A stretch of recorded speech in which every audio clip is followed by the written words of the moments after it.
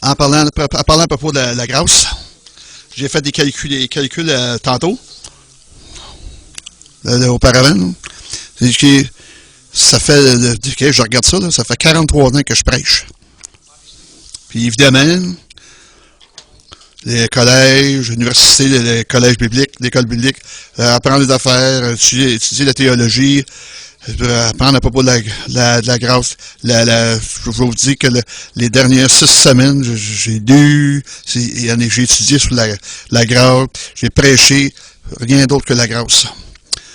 Vous allez peut-être vous demander pourquoi vous allez entendre le même thème aujourd'hui, c'est encore au moins 50 fois. C'est encore 50 fois après ça. Parce que je fais juste commencer à comprendre qu'est-ce que la grâce, qu'est-ce que ça veut dire quand ça prend un emprise sur ta vie pour pouvoir se déplacer dans la liberté quand tu lui permets de prendre, que la liberté prend le dessus. Puis il n'y a pas plus grande chose que quand que la grâce de Dieu vous libère. Ça, je suis vraiment tout énervé. Je suis passionné à propos de ça. Je suis vraiment plus passionné que j'ai été dans 40 quelques années à prêcher. Ça change des vies, ça. Je vais partager aujourd'hui le message de la grâce. Dieu a mis le blâme sur lui. Il n'a jamais fait rien. Ou ceux qui n'ont jamais rien fait pour que lui prenne le blâme. La grâce étonnante. J'ai donné 2 définitions. De la miséricorde, mais la miséricorde, pas avoir ce qu'on mérite. Qu'est-ce qu'on mérite? C'est pas vraiment fait.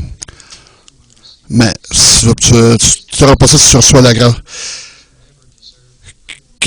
Obtenir qu'on mérite pas, puis qu'on pourrait pas mériter du tout, là. OK? Ça va pas assez profond.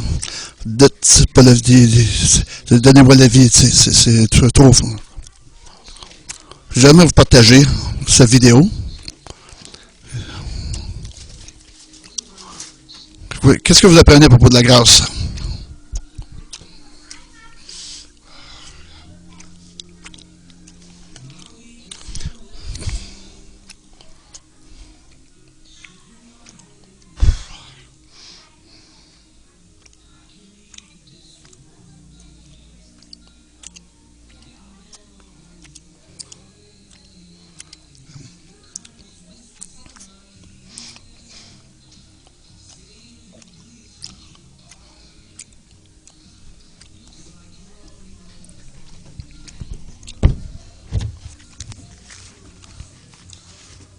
La grâce, c'est pas...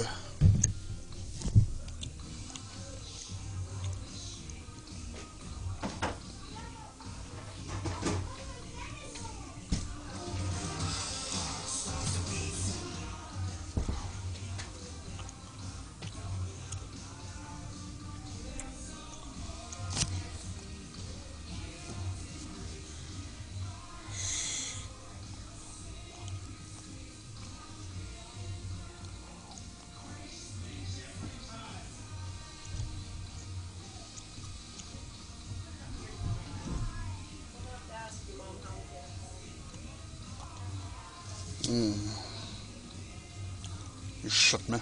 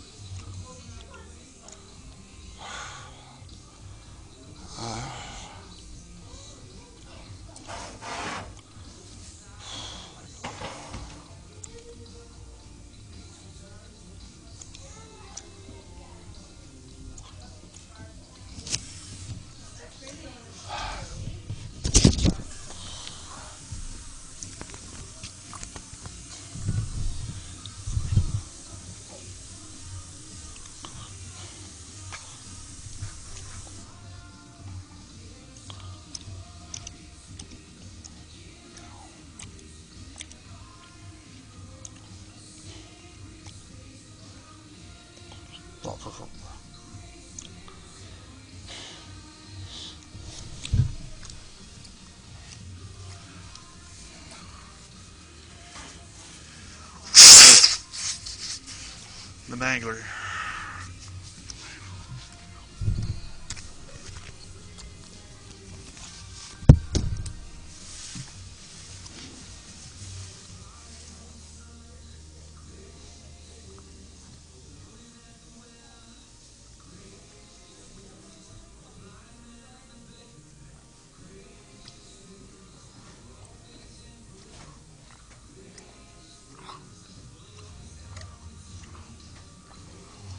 Mangler.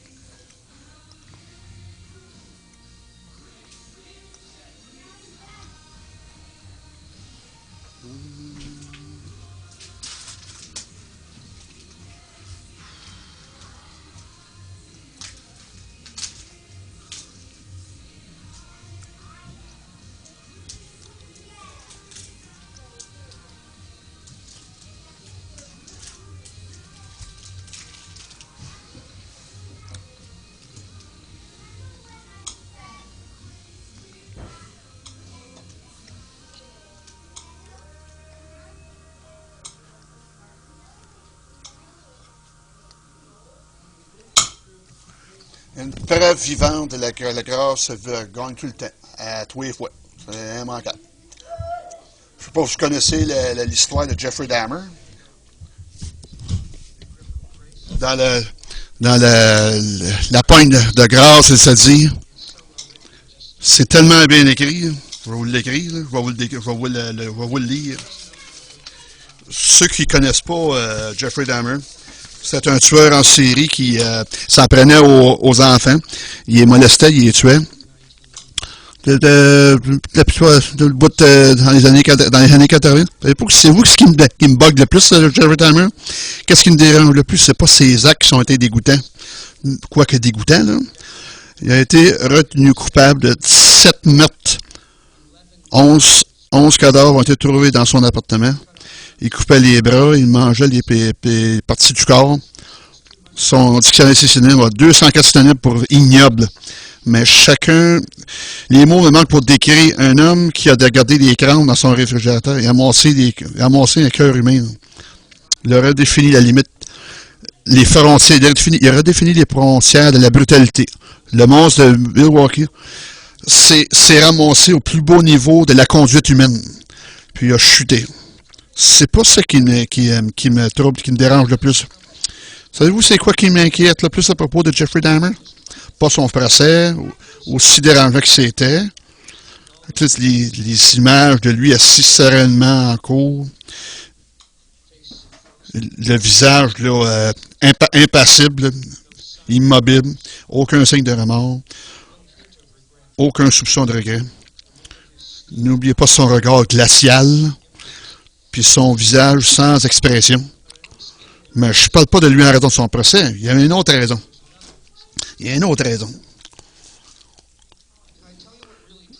Puis, peux-tu vous dire c'est quoi qui m'inquiète le plus sur Jeffrey Dahmer? C'est pas sa sentence, sa peine, sa vie sans libération conditionnelle. C'est jamais assez pour changer les actions qu'il a commises. Combien d'années pourrait satisfaire la justice? Une vie en prison pour chaque vie qu'il a pris. C'est pas ça qui me dérange, au sujet qui me dérange le plus sur Jeffrey Dahmer. Là. Savez-vous c'est quoi? Sa conversion. Des mois avant qu'un détenu l'a assassiné, Jeffrey Dahmer est devenu chrétien. Il a dit qu'il s'est repenti, qu'il était désolé pour ce qu'il a fait, profondément désolé. Il a dit qu'il avait mis sa foi en Christ, a été baptisé, avait recommencé sa vie à zéro. Il a commencé à lire les livres chrétiens, puis il allait à la chapelle pour le service. Les péchés lavés, son âme purifiée, son passé pardonné. Ça me dérange. Il devrait pas. Ça devrait pas.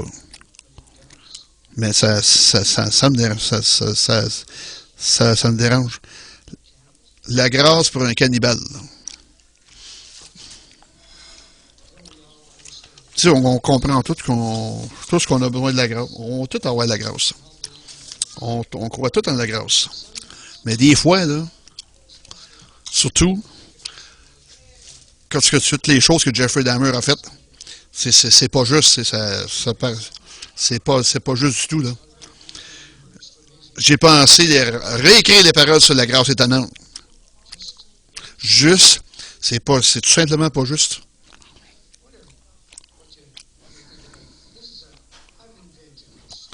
J'ai inventé cette histoire-là.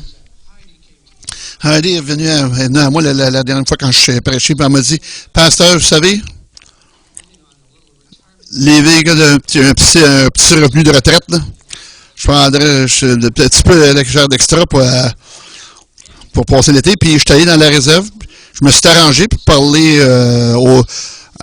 c'est une place qui vend des cigarettes, Little Cheap, sur la réserve indienne. Il n'y a pas de taxes. Je me suis arrangé avec le propriétaire.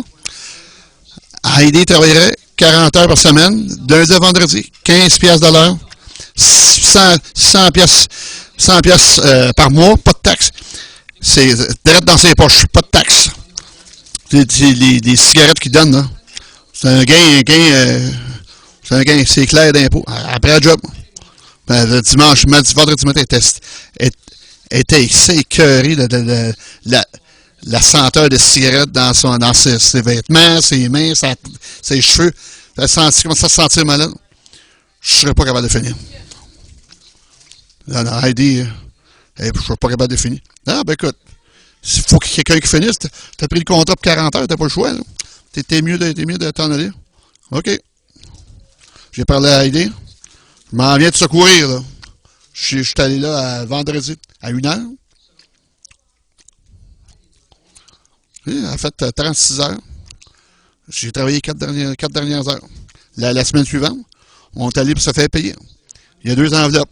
Une, le nom d'Heidi, puis l'autre, elle a ouvert son enveloppe. Il y avait 600 pièces. Elle a été payée 600, même si ça n'a pas travaillé 40 heures. Là, tout à plein, tout le 40 heures. Puis il y a une enveloppe pour moi, pour mon 4 heures. Avec 600 pièces aussi, moi, dans mon enveloppe, même si je n'ai pas fait 40 heures. Hey, c'est pas merveilleux, ça? Ah, je pensais que c'était super. Je pensais que c'était pas complètement juste, parce qu'elle a travaillé 36 heures, moi j'ai travaillé un cap, j'ai eu le même montant. C'est pas juste, là. C'est une parabole, là. Si on regarde les Écritures. Celui qui travaille dans les migrants, j'ai pas mérité 600 000, elle a eu 600. Elle a été d'accord pour travailler 600, là. Non, ça semble pas juste, mais c'est de la grâce. La grâce, des fois, est comme ça. La parole de l'enfant prodigue.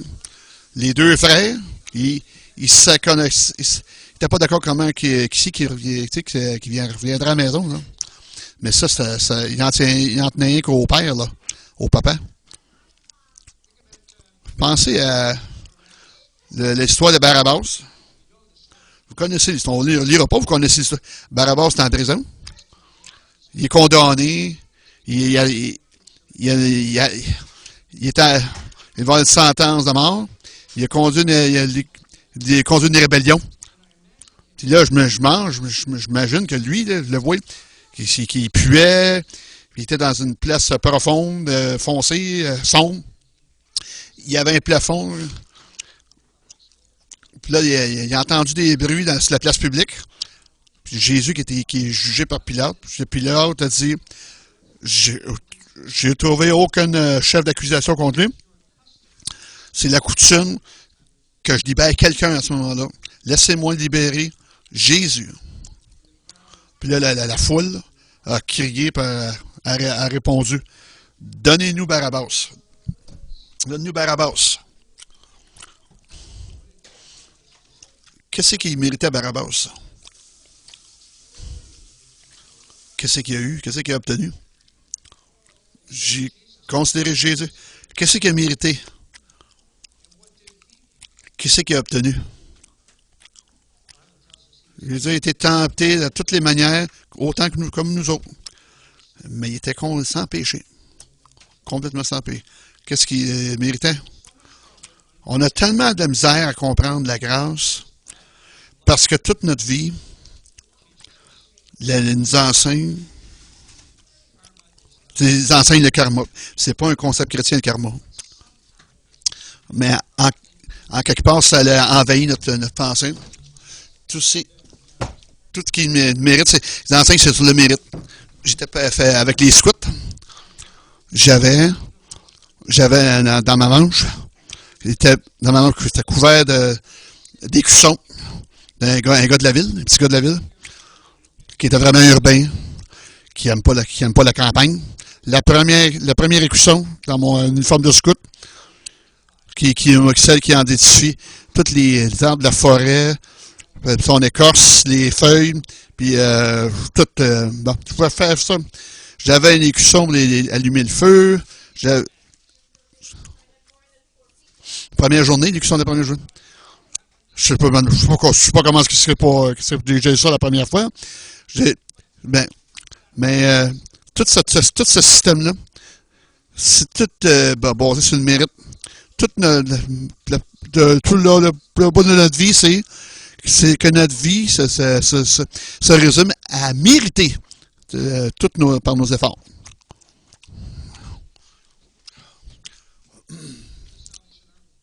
J'étais dans l'armée du salut. On était dans un système que si tu travaillais fort, tu produisais des résultats étonnants. Fait que là, tu montais dans les échelons. Ça a marché pour moi pendant un grand nombre d'années. J'ai monté les échelons. Puis là, à un moment donné, là, je suis tombé au bas échelon. Puis là, aujourd'hui, je me ramassais. La vie nous enseigne le mérite, travaille fort, sois clean, là, puis tu vas mériter, tu vas démériter. Toute chose dans notre vie nous enseigne de cette manière-là. Pour ne pas se demander pourquoi qu'on a emmené à la réalité, que c'est radicalement différent avec la grâce. Laissez-moi vous dire à propos de sa dernière année au collège. Il était avec M. Farquharson, son cours d'histoire. J'étais un gars assez futé, assez intelligent, mais j'étais paresseux. Il y avait 3 vagues. Les A, la vague des A, le B, ceux qui les moins étaient forts, moyens.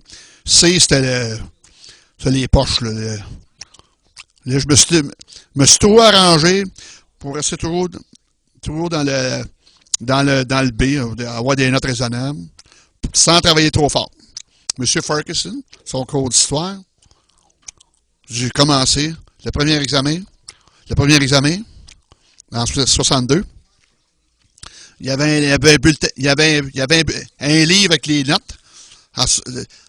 Le premier examen, je suis 62, le deuxième, je suis 71, puis le troisième, 65. Le 65, là, tu passais. Tu avais la note de passer, tes additionnais, tu divisais par 3. Ça faisait 66, ça fait 33. Faites-moi confiance. Hein. 3. Les trois examens comptaient la moitié de nos notes. Les dernières notes finales, c'était d'un projet de classe. Il y avait une fille dans notre classe qui était avec nous autres, qui s'appelait Elisabeth. Elisabeth était la fille la plus impopulaire dans le cours d'histoire. Pour ne pas dire qu'en tout le cours, il y a un nombre de filles qui se développaient dans la croissance de l'adulte, puis était assez développée. Elle avait des dents de lapin. Elle était là un peu sans dessin. Elle était bien impopulaire. Elle n'était jamais allée dans les événements sociaux, mais elle était brillante, par contre. Je l'ai vu aller dans son cours son examen d'histoire. 100%. C'était assez clair que M. Farquharson, il aimait Elisabeth parce qu'elle était une étudiante brillante. Là, c'était le temps d'accoupler, de mettre en groupe. Là. Oh boy. Là, lui, non, c'est ça. Là, vous voyez venir, là. Hein? C'est moi qui ai travaillé avec Elisabeth.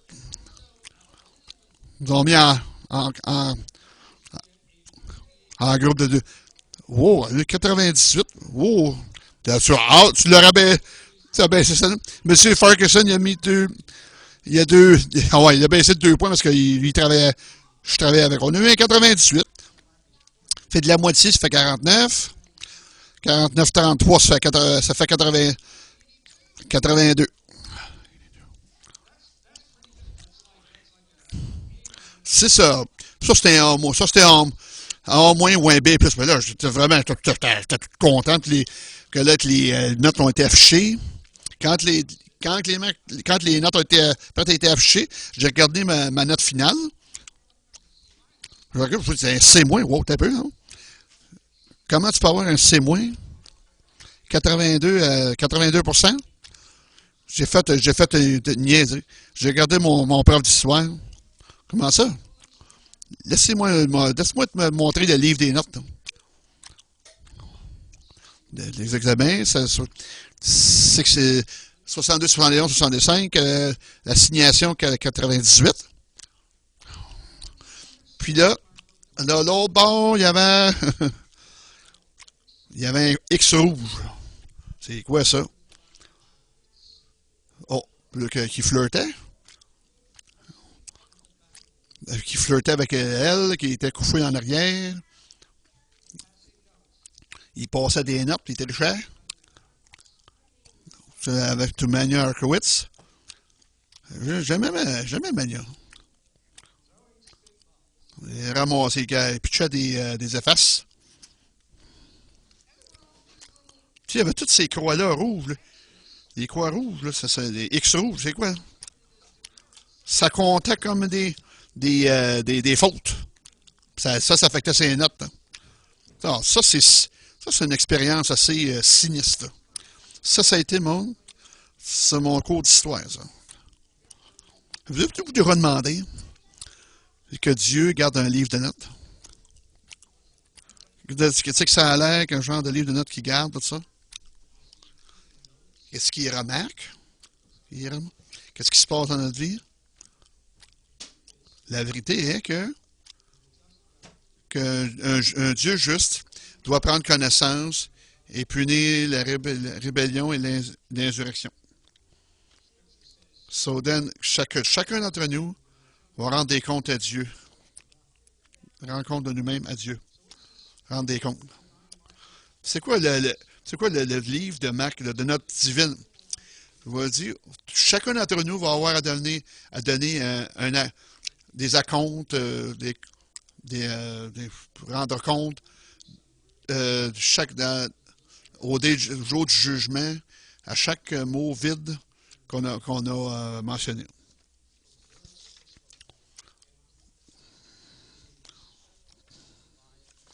Des mots qui étaient sans, qui voulaient rien dire ou qui étaient ignobles, ça va être noté.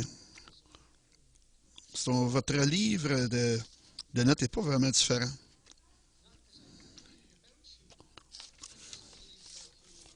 Que vous êtes un être humain, vous êtes un... Puis on fait des êtres humains, puis on fait des erreurs, on gaffe. J'ai ici les morts, les grands, les petits, puis devant le trône, les livres étaient ouverts, puis tout ce qui était était mis au jour était dans le livre de vie.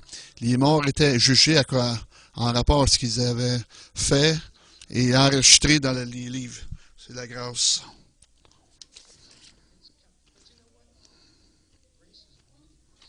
La grâce, ça veut rien dire. Comment on est désespérément. Comment qu'on est perdu. Comment est-ce qu'on est perdu sans on n'est rien. Il ne marque pas sur une chatte, là, en forme de cloche. OK. Ça sert quand les notes sont sorties, il y avait qu'il y en a qui ont eu des A, des B, des C. Parce que les notes de l'enseignant, tu avais la charte, là, tout ça, puis ils ont sorti. Peu importe, peu importe bon était mauvais, il y en a qui étaient plus hauts que d'autres, puis sur la courbe, Dieu n'utilise pas comment, Dieu n'est pas simplement effacer la page ou abaisser les notes pour qu'un autre puisse passer. Là. C'était tellement fin. Ça, c'est vraiment basé sur le cerveau basé sur, qui est basé sur les mérites. Puis ça marche pas de cette manière-là. C'est ça la manière que ça fait ça. La colère de Dieu se révèle du ciel contre toute impiété et toute injustice des hommes qui retiennent injustement la vérité captive par leur méchanceté. Là. Chacun d'entre nous, on est comme Barabbas, coupable d'insurrection, de rébellion dans certains moments de notre vie. Qui est coupable d'avoir des motifs maléfiques. Qui est coupable de mots victimes. C'est coupable coupable. Je suis d'avoir la difficulté d'aimer les autres, comme il l'a commandé. Chacun. Pas juste les petits péchés mignons. Là. Ceux qui sont enrageants sont fatigants. Là. Ceux qui est vraiment qui pèsent les pitons, là, qui nous fatiguent. Là. On est tous coupables de ne pas avoir d'avoir laissé la paix à Jésus dans nos vies. Parce que la femme au puits, là, l'enfant prodigue, le Barabbas, la grâce gagne. J'ai dit, Jésus, t'es prêt, t'es libre de partir, j'ai pris ta place. Tous ceux sont justifiés, grassement justifiés par la rédemption qui est venue par Jésus-Christ. Dieu a présenté Christ comme un sacrifice d'expiation en déversant son sang pour être reçu par la foi. Il a fait ça pour démontrer sa droiture dans sa souffrance. Il a laissé les péchés commis sans être délai. C'est comme ça dans le message. C'est dur à éviter, là, dans le message en anglais, la Bible de message, là. Ils sont gratuitement justifiés par sa grâce, par le moyen de la rédemption qui est en Jésus-Christ. C'est lui que Dieu a destiné par son sang à être pour ceux qui croiraient victimes propriétoires afin de démontrer sa justice, parce qu'ils avaient laissé impunis les péchés commis auparavant au temps de sa patience, afin, dis-je. En ayant la foi, ça nous met dans le clair. Il a dit dans ce cours d'action, à pleine vue au public, qu'il a mis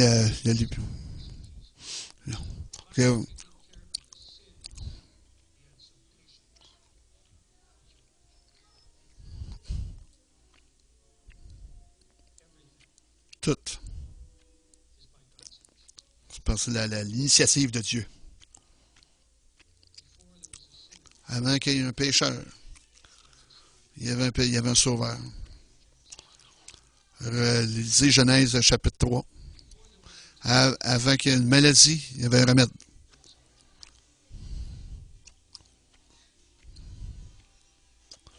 Avant qu'il y ait Barabbas, il y a eu Jésus. Vous pouvez mettre votre nom. Là, il y a eu Jésus. Donc, ma page, avec les points de démérite, des points de démérite divins. Pas sûr que M. Parkinson, le livre de notes définies, toutes les X rouges là, qui étaient les croix, il a pris cette page-là.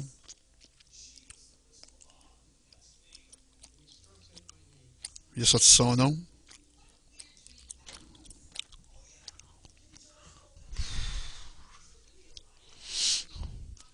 Puis il a mis le nom de Jésus à sa place. C'est la grâce. C'est la grâce.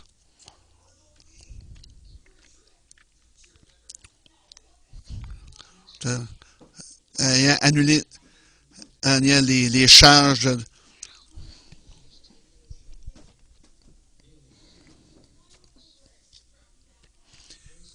Il a tout annulé les charges qui pesaient contre nous autres, qui s'inquiétaient contre nous autres, puis qui nous condamnaient. Il a tout enlevé. Dans, dans le livre divin, des notes là, divines. Là.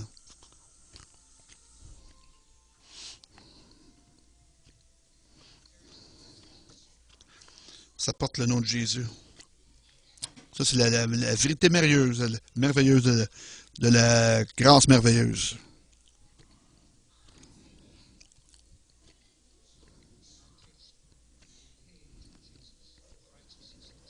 Le prix de la grâce. La droiture de Jésus, puis il a marqué mon nom. On n'a pas la moindre idée. Comment Barabbas il répondait à la grâce. C'est une histoire merveilleuse pour la fiction historique. Qu'est-ce qu'il a fait? Par le résultat d'avoir reçu la grâce. C'est pas la question, de toute façon. C'est quoi la question, c'est qu'est-ce que tu vas faire avec la grâce de Dieu? Tu as besoin simplement de recevoir. Tu ne peux pas le mériter. Le livre de notes est assez laid, sale. Je prends juste les deux dernières heures de ma vie. Il y a peut-être certaines exagérations, les histoires qui ont été racontées.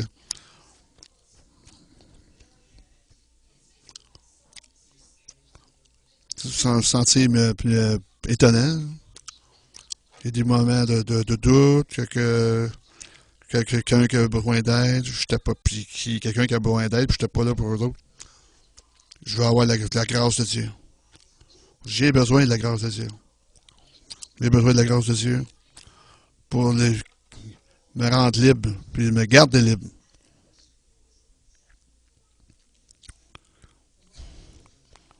Qu'est-ce que vous allez faire au jour du jugement? Quand vous tenez devant Dieu dans le jugement, quand les livres sont ouverts, vous êtes invité à parler, vous n'êtes pas sûr. Laissez-moi vous donner des indices. Tu sais que vous allez dire, vous pouvez dire quand vous êtes devant Dieu. Le salaire du péché, c'est la mort. Mais le don gratuit de Dieu, c'est la vie éternelle. En Jésus-Christ, notre Seigneur. C'est un cadeau. C'est un don. Pour les plus imméritants et incapables de mériter un don, un cadeau. Le Dieu qui était le rendu, lui qui était sans péché, qui soit péché pour qu'il puisse devenir la droiture de Dieu. Par la grâce. Par la grâce étonnante de Dieu.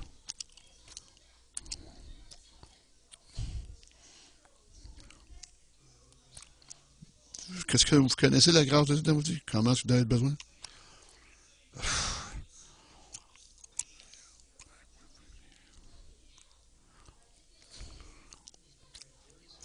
On va prier une prière toute simple. Vous le recevez si vous voulez recevoir. Dealez avec le livre de notes comme vous voulez. Faites ce que vous voulez. Là. Père, dans le nom de Jésus, merci pour la grâce. La grâce étonnante.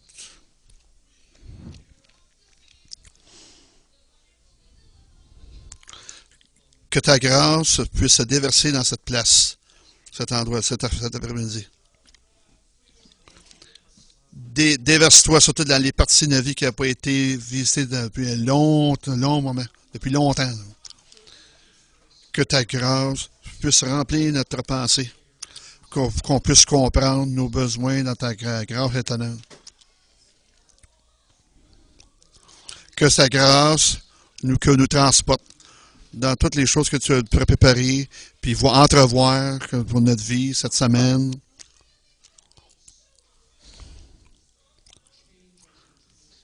Change-nous, transforme-nous. Pas parce qu'on a travaillé là-dessus, c'est parce que c'est ta grâce qui se déverse en nous, quand ça travaille au travail de nous, puis qu'elle découle. Et, utilise-nous comme des canaux de grâce pour ceux qui ont besoin de cette parole-là. Recevez la grâce de Dieu. Recevez la grâce de Dieu. Elle se découle présentement.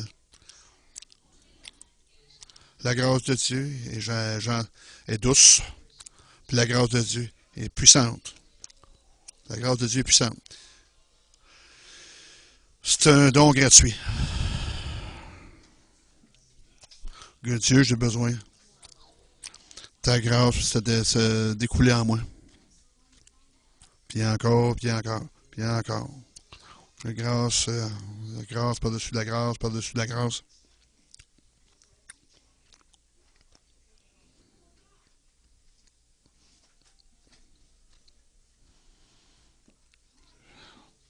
Il y a une guerre entre le jugement et la grâce, entre la culpabilité et la grâce.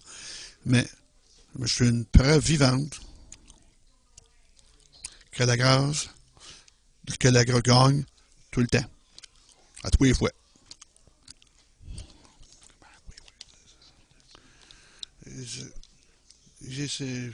Oui, écoutez cette chante-là encore 200 fois, là, puis on va en comprendre encore plus. Merci d'avoir écouté.